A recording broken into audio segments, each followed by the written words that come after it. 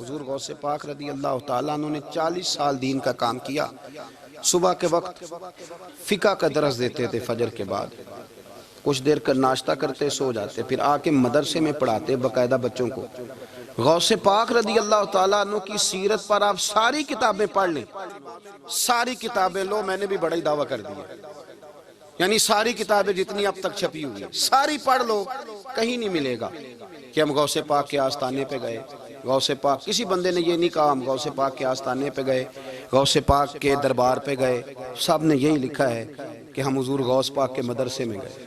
ہمارے نا مدرسوں میں سبق تقسیم ہوتے ہیں، سال جب شروع ہوتا ہے نا تو سبق تقسیم ہوتے ہیں. ہمارے مدرسے میں بھی تقسیم کرتے ہیں ہمارے مولانا.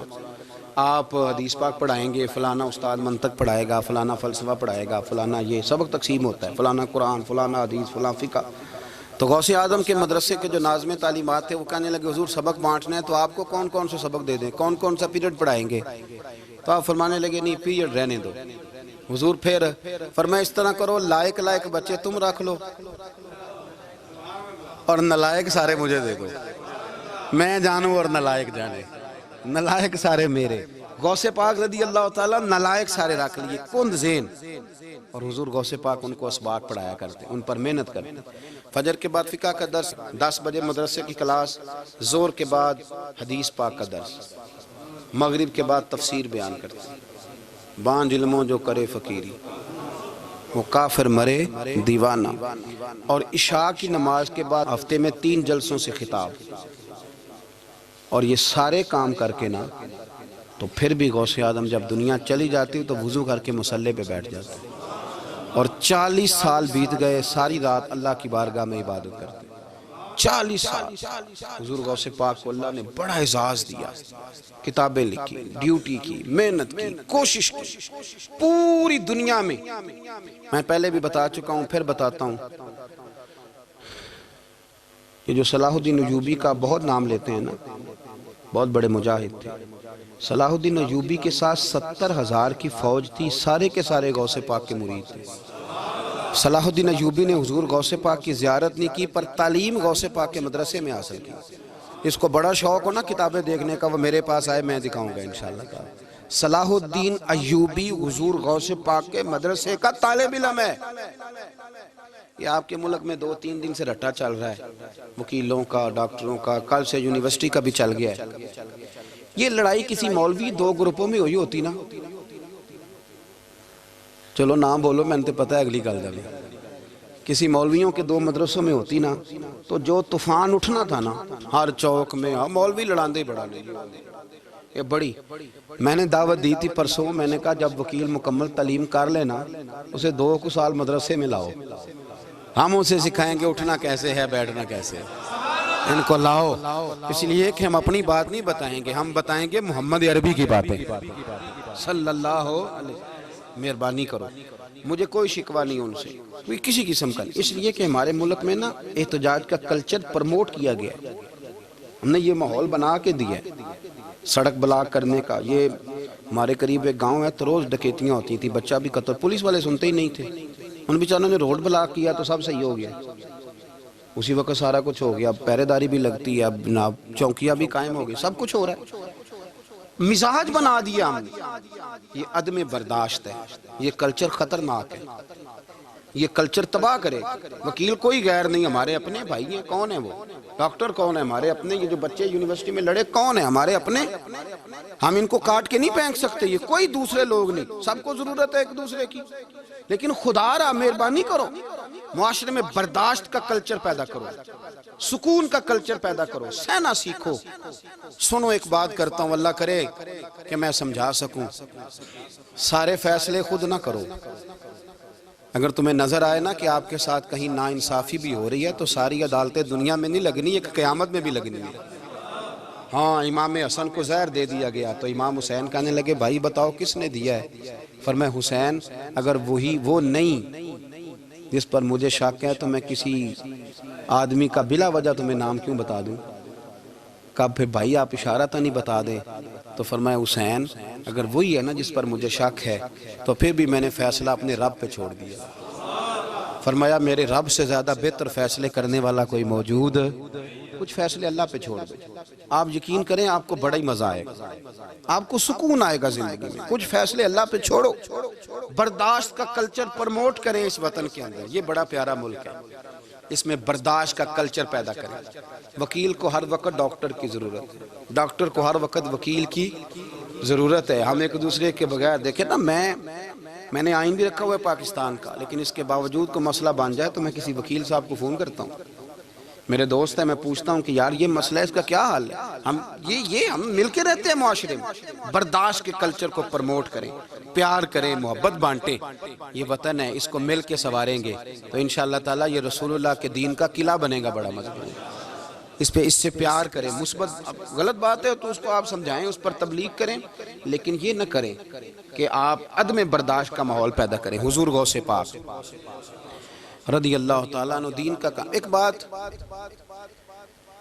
اللہ والوں کے پاس لوگ دعاؤں کے لیے جاتے ہیں. کیوں جاتے ہیں؟ سنو, میرے ساتھ ایک شخص رہتا ہے, صبح سے شام تک میری ڈیوٹی کرتا ہے, نوکری کرتا ہے, خدمت کرتا ہے, گاڑی چلاتا ہے, یہ کرتا ہے, وہ کرتا ہے. ایک صاحب ہیں جو 3 سال کے بعد ملتے ہیں. وہ جو 3 سال کے بعد ملتے ہیں وہ شکوہ کرتے ہیں کہ پیر صاحب اس کی بات زیادہ مانتے ہیں. تو پیر صاحب اب کدھر جائیں, یہ سارا دن پیر صاحب کی مانتا ہے. نہیں سمجھ آ رہی ہے آپ کو بات؟ یہ مزاج ہے نا جی. ایک بندہ سارا دن دنیا داری کرے, مال کمائے, پتہ نہیں جھوٹ بولے, بڑا کچھ کرے, اور ایک اللہ کا ولی جو اپنا بنائے کچھ نہ, سارا دن رسول اللہ کی باتیں کرے, سارا دن اللہ کے دین کی خدمت کرے. اور بھائی وہ جب ہاتھ اٹھاتا ہے نا تو پھر اللہ اس کی بات کو قبول کرتا ہے. کچھ میرے خاص ہیں, کچھ تیرے خاص ہیں, تو کچھ رب کے بھی خاص ہیں. اور اس پر بھی میں پہلے آیت پڑھ لوں گا تاکہ دلیل مضبوط ہو جائے. اللہ فرماتے ہیں واللہ یختص برحمتہ من یشاء. فرمایا میں نے کچھ بندوں کو اپنی رحمت سے اپنا خاص بنا لیا. کچھ بندے اللہ کے بس اللہ کی بارگاہ میں وہ دعائیں کرتے ہیں تو اللہ قبول فرما لیتا ہے. پتر اللہ ہی دیتا ہے, لیکن اللہ کا ولی دعا تو کر سکتا ہے نا. اللہ کا ولی, میری بات کی سمجھ آ رہی ہے؟ بیٹا کون دیتا ہے؟ اللہ. حضرت محدث اعظم رحمۃ اللہ علیہ کے پاس ایک شخص نے آ کے کہا جی ولی اللہ بیٹا دے سکتا ہے؟ آپ فرمانے لگے ولی اللہ اللہ سے ملا سکتا ہے؟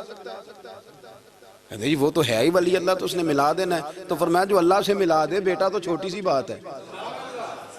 تو دیکھ نہ کہ جو اللہ تک تجھے لے گیا تو پھر پتر پیچھے رہ گئے. لیکن بیٹا دیتا کون ہے؟ بول کے بتائیں, بول کے. اللہ دیتا ہے. دعا کون کرتا ہے؟ اللہ کا ولی دعا کر دیتا ہے. بی بی آ گئی روتی ہوئی غوث پاک کے پاس, کہنے لگی 6 بیٹیاں ہیں. خامد اور سسر کہتے ہیں کہ 7ویں بھی بیٹی ہوئی تو طلاق دے دیں گے.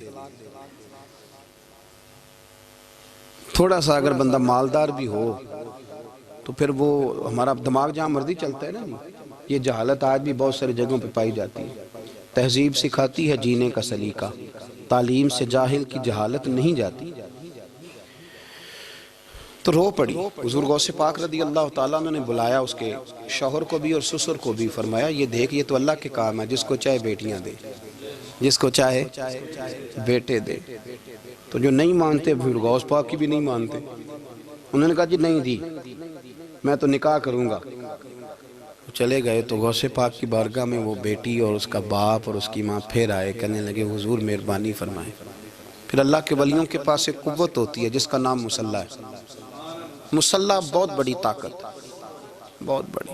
حضور نے فرمایا دعا صلاح المومن, فرمایا دعا مومن کا ہتھیار ہے. یہ مومن جب ہاتھ اٹھاتا ہے تو پھر عرش کا مالک دروازے کھول دیتا ہے کرم کے. حضور غوث پاک نے مصلی بچھا لیا اور رو پڑے, کہنے لگے مالک کریم اس بی بی کے دل میں کس نے بات ڈالی تھی کہ عبد القادر کے دروازے پہ جا. دیکھیں منانے کا انداز, منانا آتا ہے نا. اللہ کس نے اس کے دل میں بات ڈالی کہ عبد القادر کے دروازے جا, کس نے ڈالی؟ اور مالک اگر تو نہیں ڈالی تھی تو کیا تو اب اپنے عبد القادر کو رسوا کرے گا؟ اگر تو نہیں بھیجا ہے کہ ادھر جا تو اب تو رسوا کرے گا؟ حضور غوث پاک رضی اللہ تعالیٰ نے دعا مانگ کے چہرے پہ ہاتھ پھیرے, بچی کے سر پہ ہاتھ رکھا, فرمانے لگے پتر جا, مجھے امید ہے اللہ نے 6 بیٹیاں دی ہیں تو 7 بیٹے بھی عطا فرمائے گا. تو بی بی کہتی ہے پھر رب نے فضل فرمایا اور 7 ہی بیٹے عطا فرمائے. پھر 7 ہی بیٹے رب کریم نے دیے. تو جو اللہ کی مان تھا پھر اللہ بھی اس کی. تو اس میں اختلاف کی کیا بات ہے؟ یہ سادی سی بات ہے. ایک بغداد کا سوداگر تھا, بڑا مالدار تھا. ایک دن اس نے بغداد کے سارے علماء اور مشائخ کی دعوت پکائی تو غوث پاک کے پاس بھی آیا. کہنے لگا حضور شام کا کھانا ہے. آپ نے اس کا چہرہ دیکھا تو وہ رو پڑا. کہنے لگا بغداد کے پیر انکار نہ کرنا. آپ نے فرمایا تو جا میں آؤں گا. شاگرد مرید کہنے لگے حضرت جی آپ بڑی مشغولیت تھی شام کو. فرمایا اتنا بڑا آدمی جب رو پڑتا ہے تو لگتا ہے بڑا مجبور ہے, چلیں گے. شام کو جب اس کے دروازے پہ گئے تو کھانا بھی اس نے چنا تو ساتھ اس نے ایک ٹوکرا ایک صندوق بھی لا کے رکھا, اوپر سے خالی. جب غوث پاک نے اٹھ کے دیکھا تو اندر اس سوداگر کا بیٹا, اس تاجر کا بیٹا, دونوں ٹانگوں سے معذور, دونوں ہاتھوں سے معذور, ایک ہی بیٹا اپاہج ہے. وہ تاجر رو پڑا. کہنے لگا حضور بڑی دنیا جانتی ہے بڑا مال ہے, پر جب تنہا بیٹھتا ہوں تو کھول کے روتا ہوں. وہ بے نیاز ہے نا, ساری زندگی کے بعد ایک بیٹا دیا تو وہ بھی اپاہج ہے. حضور بال سفید ہو گئے. لوگوں کی اولاد بڑھاپے کا سہارا بنتی ہے. میں بوڑھے وقت میں اس کو اٹھا کے پیشاب پخانے کے لیے لے کے جاتا ہوں. بغداد کے عبد القادر سنا ہے جب تو دعا مانگتا ہے تو رب قبول فرما لیتا ہے. تو مہربانی فرما اگر میرا پتر ٹھیک ہو جائے, میرا زور کوئی نہیں مالک, بے نیاز ہی بڑا ہے, اگر مہربانی ہو جائے. تو غوث پاک نے پھر مصلی بچھایا. مصلی بچھا کے کہنے لگے مالک تو اپنے بندوں کے دل میری طرف کیوں موڑتا ہے, اور اگر موڑتا ہے تو پھر رحمت کی نظر فرما, بندہ نوازی فرما. ایک باپ اتنے رو رو کے آنسو بہا رہا ہے تو کرم نوازی فرما. حضور غوث پاک نے ابھی چہرے پر ہاتھ نہیں پھیرے کہ بچہ اللہ اکبر کہتا ہوا صندوق سے باہر نکل آیا.